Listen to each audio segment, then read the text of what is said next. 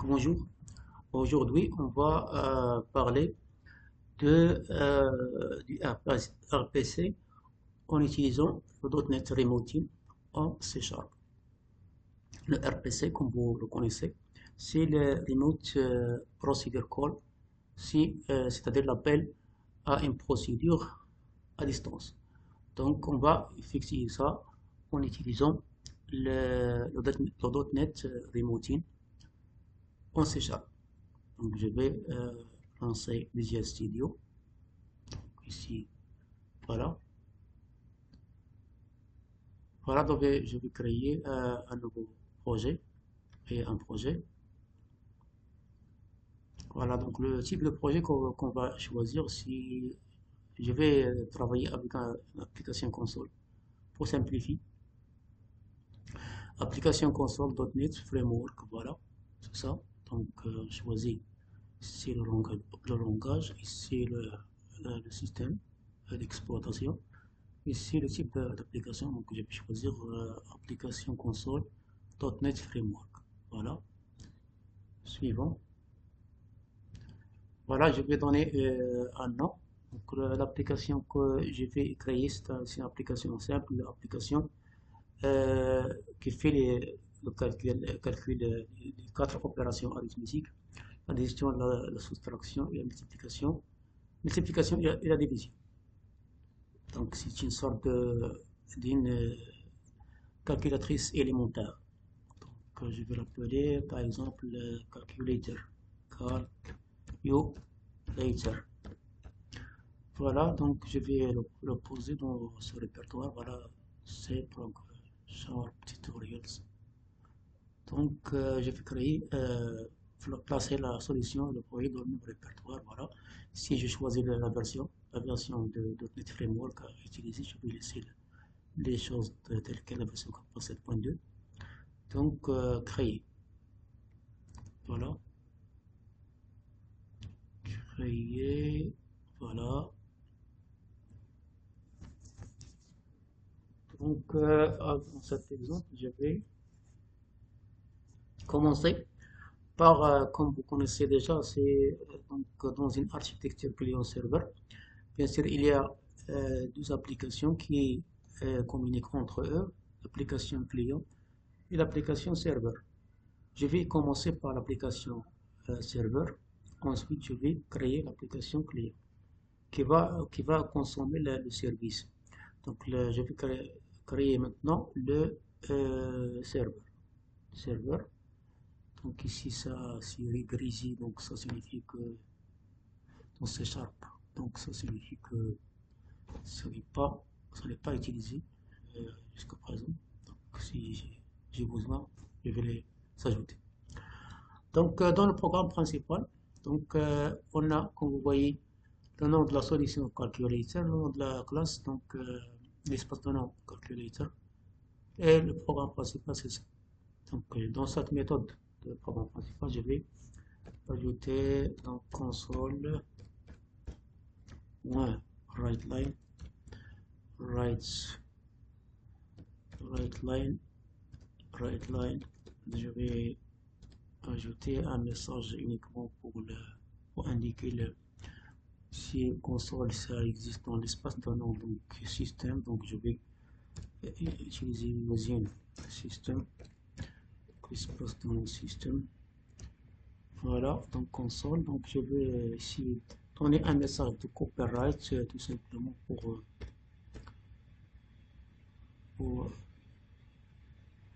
2025 pour que le programme soit bien identifié.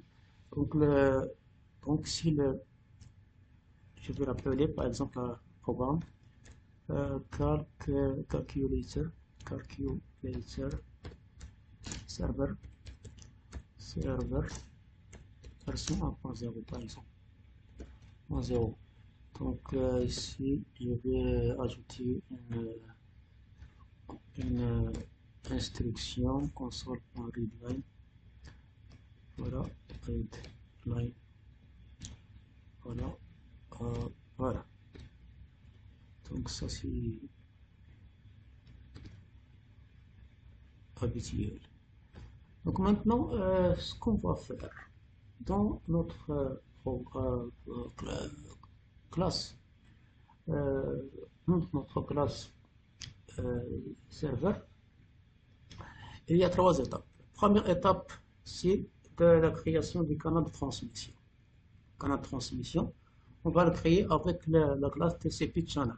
TCP channel. TCP channel. Voilà, je vais créer une instance. Donc, créer le canal de transmission. Donc, TCP, donc, je vais donner un nom. Égal new TCP channel. Voilà. Je vais spécifier le port de communication. Je vais utiliser ici un port. TCP channel, ça existe dans la bibliothèque system.runtime.remote. Donc, je vais ajouter cette bibliothèque. Et pour le port, je vais ajouter ici une constante. Donc ici, const port. C'est un entier.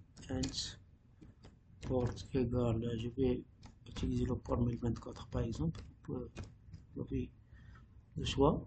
Donc je vais par exemple choisir ce port 1024.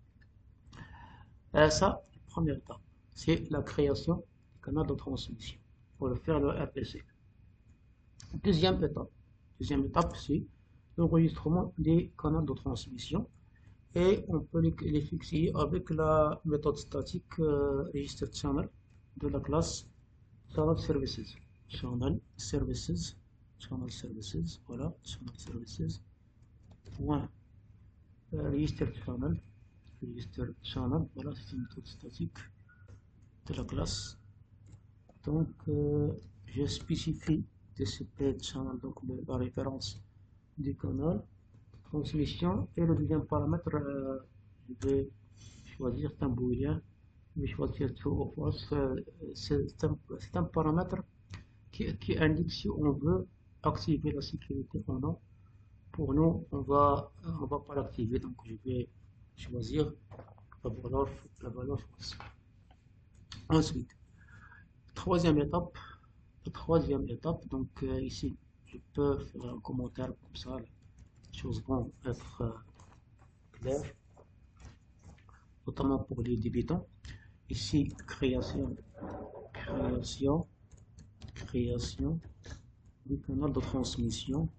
du canal de transmission, voilà. Deuxième étape, j'ai dit, c'est deuxième étape, et l'enregistrement du canal de transmission. Enregistrement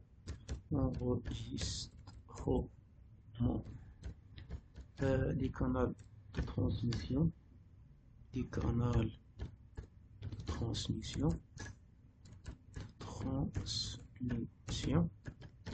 Et troisième étape, et qui est la dernière, c'est la publication du service. On va faire la publication de l'objet à distribuer. Donc, publication de l'objet à distribuer.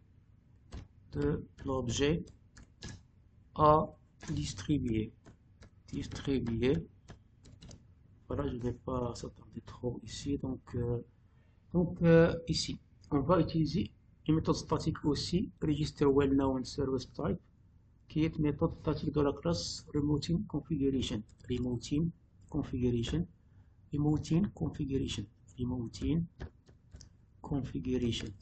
Voilà, c'est ça. Remoting configuration. Point. Register well known service type. C'est ça. Donc c'est ça la méthode. Cette méthode, elle prend trois paramètres. Dans le premier paramètre, on spécifie la classe, donc on utilise un type of, class métier. Le nom de la classe métier, donc type of, la classe métier, je vais la créer par la suite. Donc je vais l'appeler par exemple calculator,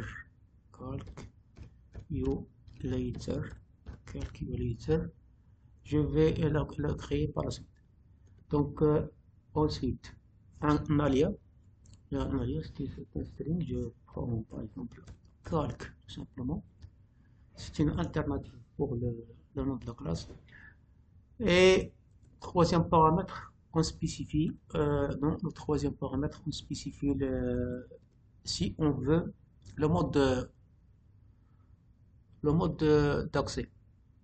Si on veut créer uniquement un objet, un seul objet pour plusieurs appels, ou bien à chaque appel, on crée une nouvelle instance de l'objet distant. Donc, il y a le mot donc well-known, object mode. Il y a donc la constante donc singleton. Et il y a la constante singleton. C'est une constante qui vaut 1 uniquement. Donc, c'est une constante qui vaut 1 euh, qui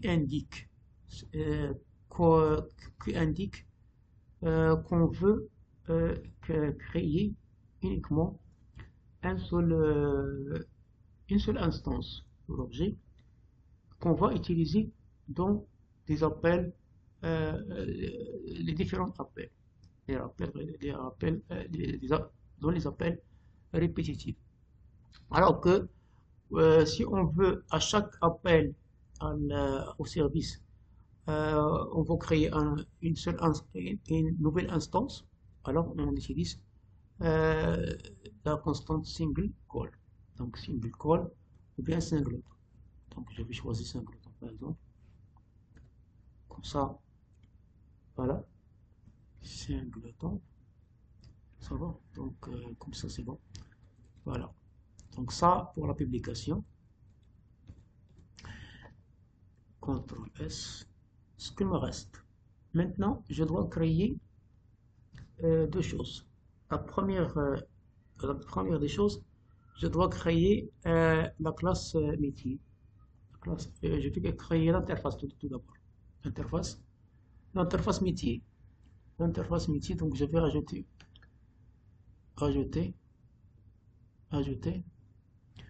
un nouvel élément.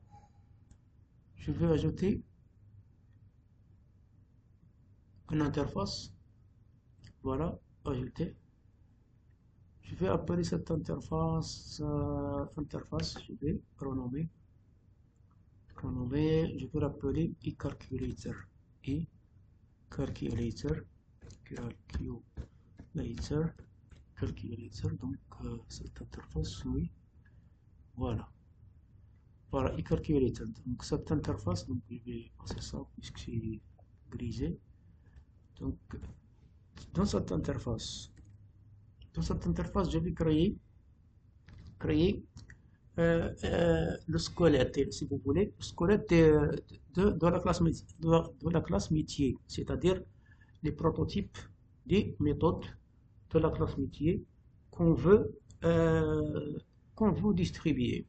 Donc, je vais créer 4 méthodes, les quatre opérations arithmétiques. Donc, somme. Donc, je vais utiliser je vais respecter les conventions de nomenclature de C#. Commence toujours avec un majuscule. Donc somme, donc double, x, virgule double, y.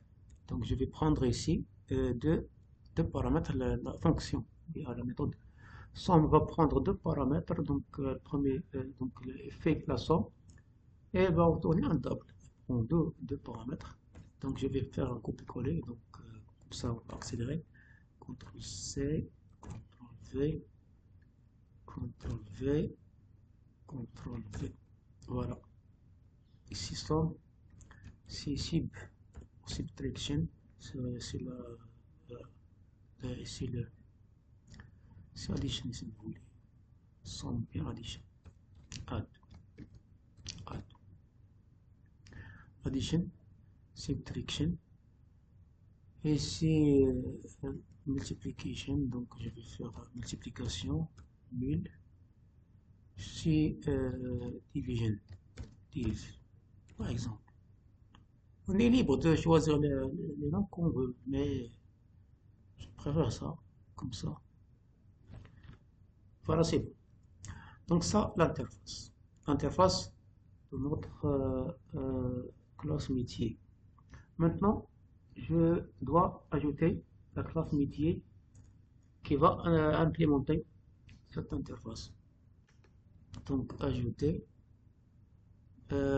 nouvel élément. Voilà, je vais ajouter une classe. Voilà, ajouter. Ajouter. Donc, voilà, tout ça, ça ne concerne pas. Donc, ici, je vais changer le nom de la classe. Donc, renommer. Je vais renommer calculator. C'est ça. Calculator. Voilà. Voilà, calculator, oui. Voilà, classe. Cette classe doit implémenter tout d'abord l'interface e-calculator. E-calculator, voilà. Donc, l'implémentation d'une interface en C# fixée avec l'opérateur de points. Si, comme l'héritage en C++, comme l'héritage en C++, fait 2 points. 2 points. En Java, on utilise le mot-clé extend. Donc, l'implémentation. Maintenant, je vais implémenter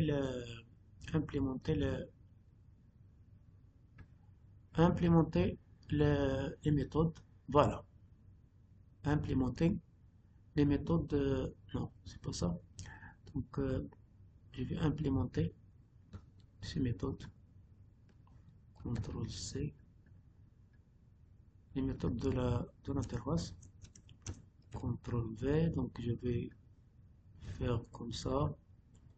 Donc, je vais faire comme ça. Donc, return x plus y.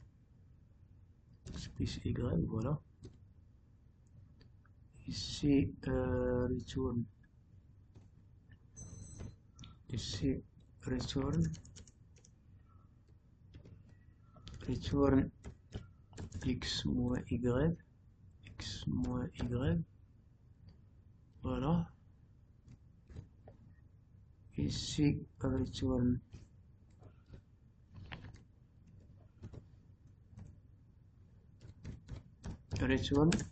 x fois y. X fois y. Ici,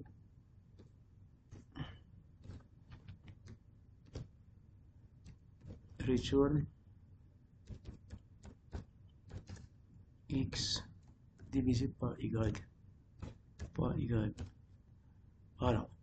Donc, non, il me reste ici de faire donc l'opérateur qui indique que cette méthode est une méthode de l'interface. Donc, je vais ajouter un nom et l'opérateur de résolution. Point. Donc, CTRL V. Point. Voilà. CTRL V. Point. CTRL V. Point. Voilà. Voilà. Maintenant, les méthodes de la classe sont tous implémentées, de l'interface, sont tous implémentés dans la classe calculator. Il me reste quelque chose. Ce qu'il me reste, c'est d'ajouter, de faire la classe calculator comme un classe dérivée de la classe Marshall by Ref Object. Marshall by Ref Object. Marshall by Ref Objects or Objects. Virgule. Marshall by Ref Object. Ici, c'est comme l'héritage multiple, mais ce n'est pas vraiment un héritage multiple, puisqu'on sait ça, c'est comme Java. Il n'y a pas d'héritage multiple, mais on fait, on fait quelque chose de semblable en utilisant l'implémentation d'interface. Using System, puisque cette classe existe dans la bibliothèque système. Voilà, voilà. Donc maintenant, notre classe métier, c'est fini. Donc notre interface, c'est fini. Donc il me reste maintenant de tester. Donc tout simplement, je vais essayer de tester. Donc, régénérer la solution. Je vais essayer de tester le serveur. Voilà, c'est bon. Compilation, c'est bon. Je vais démarrer.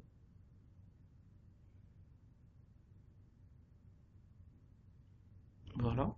Normalement, il va me donner un message. Mais puisque j'ai un message pour message affiché par le firewall de Windows qui me dit si je peux tolérer l'accès. Donc, il n'y a pas de message, mais puisque c'est déjà fait, donc, euh, donc je vais ajouter ici un message qui indique que le serveur a été démarré. Donc, ici, vers la fin, je vais ajouter un message console, console, console, point write line. Voilà. Voilà, write line. Ici, je vais afficher un message serveur, serveur,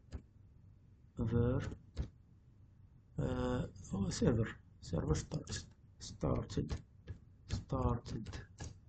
on the ports, par exemple, donc je vais ajouter donc, le numéro de la port, donc ports. Donc je vais essayer de voir donc, régénérer. Donc c'est bon, donc démarrer. Voilà, le serveur starts on the port 1024. Donc pas de problème. Donc maintenant je peux voir le programme exécutable. Je vais aller au répertoire d'un dossier. Voilà le dossier où j'ai le. Je vais aller au dossier. Donc ça c'est le nom de nom le nom de projet calculator. Et je vais aller au répertoire bin. Donc debug.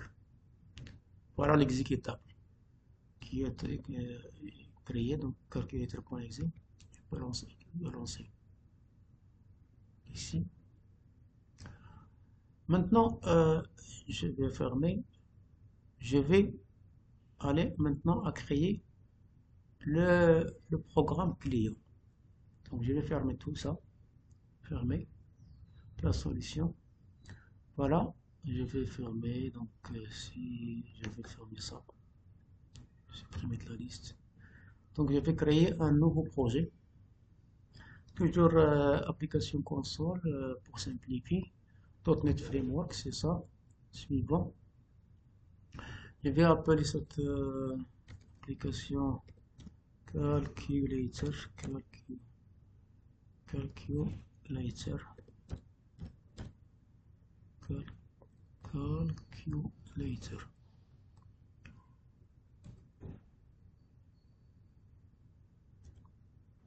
Calculator. Donc, emplacement, je peux choisir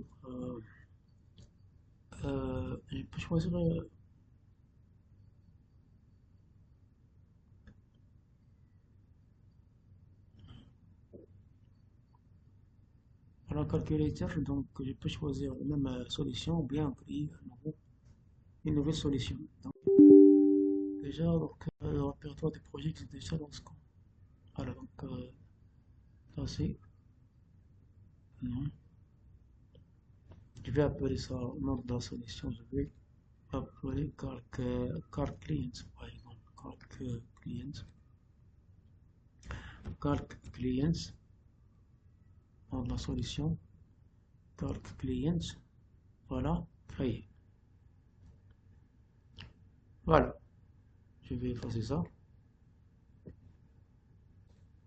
Maintenant, dans le programme principal, donc je vais ici, je vais toujours écrire donc un message de copyright console.write line. Donc un message de copyright. C'est une sorte de message de bienvenue si vous voulez. Donc c'est 2025. Calculator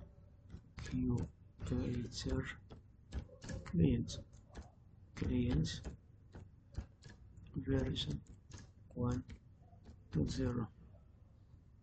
Voilà. Donc console readline.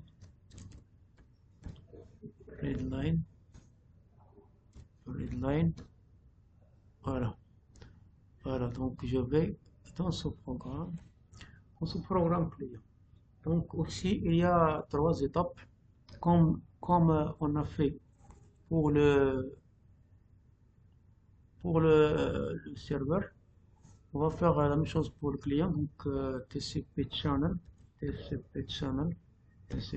Donc on va activer le canal de transmission TCP channel. TCP channel.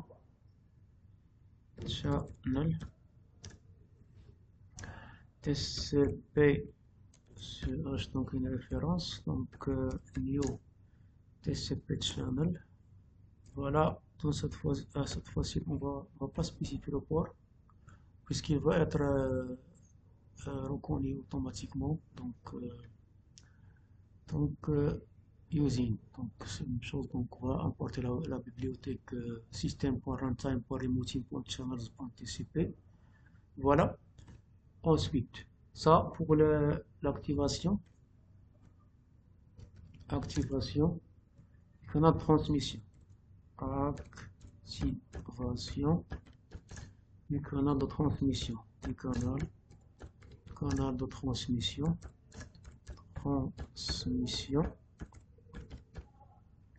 Ensuite, deuxième étape, c'est l'enregistrement du canal comme on a fait enregistrement des canaux de transmission comme on a fait avec le serveur.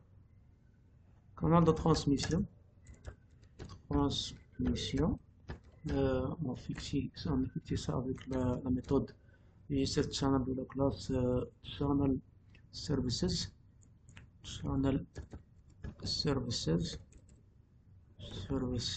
Donc la méthode register channel. Voilà. Donc on va spécifier donc TCP CH ici false, donc puisqu'on ne va pas activer la sécurité.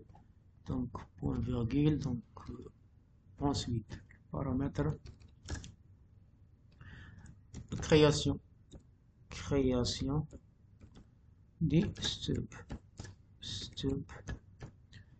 c'est-à-dire l'objet niveau client qui va jouer le rôle d'un proxy ou bien un intermédiaire entre l'application client et l'application serveur. Donc le stub bien sûr va être de type e-business et calculator ici.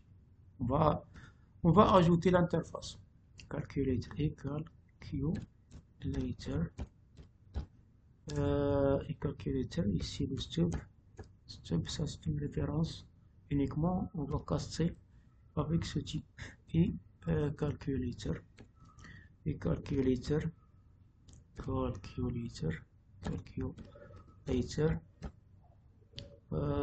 ici activator. On va utiliser la classe activator. Activator. Donc, on fait exactement la méthode getObject de cette classe. GetObject, qui est une méthode statique aussi. Donc, on va spécifier, il y a cette méthode, elle prend deux paramètres. Le premier paramètre, c'est c'est la classe, donc type of, donc je spécifie donc l'interface ici, calculator, et calculator. Jusqu'à présent, je n'ai pas créé l'interface et calculator. C'est la même interface qu'on a créé au niveau serveur. Donc, je vais spécifier le chemin complet. Donc, en utilisant le protocole TCP. Nous avons utilisé le protocole TCP. Même si c'est possible de faire la communication avec le protocole HTTP aussi. Donc, le nom de la machine, donc c'est localhost. Donc, le port qu'on a utilisé ici, le 24. Et le nom de la classe, calculator. Voilà. Jusqu'à présent, donc, et je dois ajouter l'interface. Donc, je vais ajouter l'interface ici. Donc ajouter élément existant. Je vais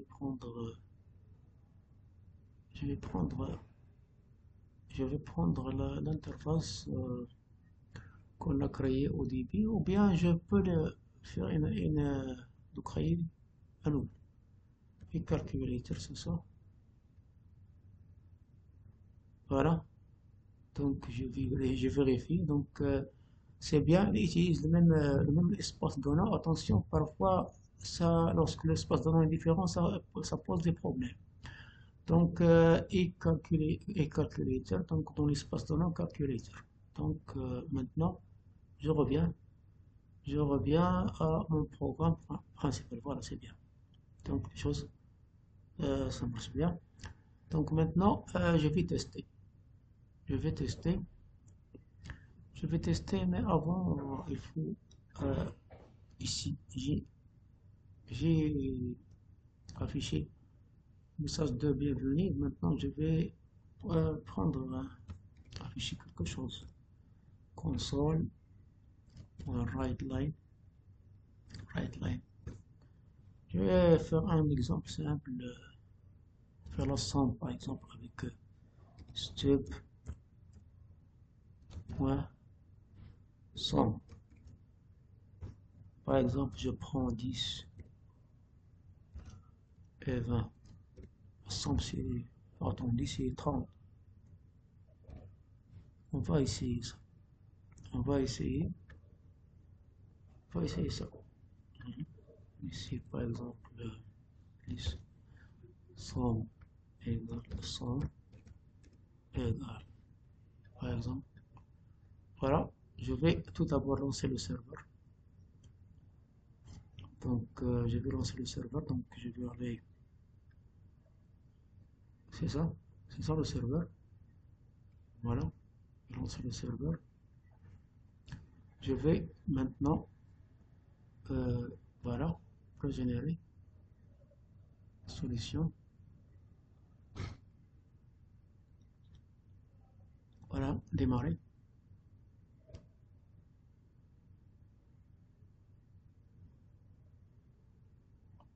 Service demandé introuvable. Donc, il y a quelque chose, il y a un problème. Donc, peut-être c'est déjà ouvert. Si donc je dois redémarrer le serveur. Voilà le serveur, c'est ça. Démarrer.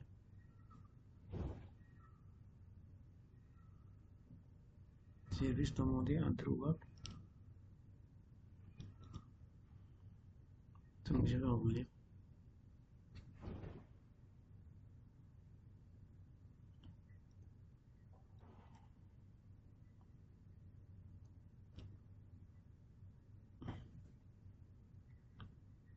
Ici,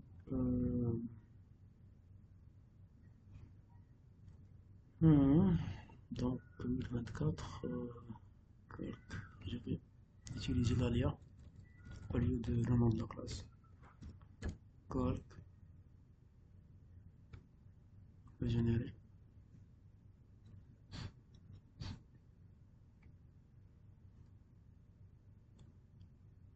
Voilà, ça me résume.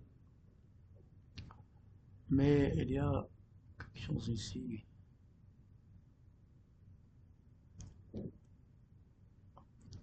Ah, j'ai fait la type, c'est-à-dire la soustraction. Et puis il fait ici, donc c'est normal. Donc 10 moins 20, c'est moins 10. Donc si je fais la somme, si je veux faire add, donc la somme, donc ça va donner là, ça va donner normalement le 30. Voilà, je peux tester par exemple le x avec les opérations, plusieurs opérations par exemple. On va tester les, les autres opérations. CTRL V, voilà, CTRL V, donc somme, ici, ici la somme, somme, ici la différence, c'est ici subtraction, et ici la euh, multiplication, le produit, le résultat de la multiplication, produit, donc ici 1000, ici le quotient, produit, ici le quotient,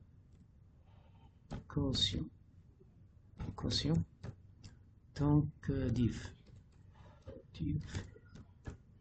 Vous pouvez tester avec un exemple bien détaillé avec X. Bon, je peux faire avec readline, je fais la lecture des valeurs. Et ça, c'est Sharp. Le code C Sharp. Donc, pour moi, dans ce tutoriel, je veux uniquement tester le RPC. Donc, vous pouvez jongler avec le code pour générer la solution. Voilà, puisque la vidéo il a déjà atteint à peu près 40 minutes, donc pour ne pas s'attarder trop, donc je vais faire ce test et je vais s'arrêter. Donc 30, donc c'est bien ça, donc donc la somme 10 plus 20 c'est 30, différence c'est moins 10, la multiplication, donc produit de 10 fois 20 c'est 200, et le quotient 10 sur 20 donc 0,5, donc c'est bien ça. Donc voilà, donc merci de votre attention. Donc c'est tout ce qu'il y a en ce qui concerne, le RPC en utilisant l'API .remoting en C Sharp. Donc merci et on va se voir prochainement, Inch'Allah. Au revoir.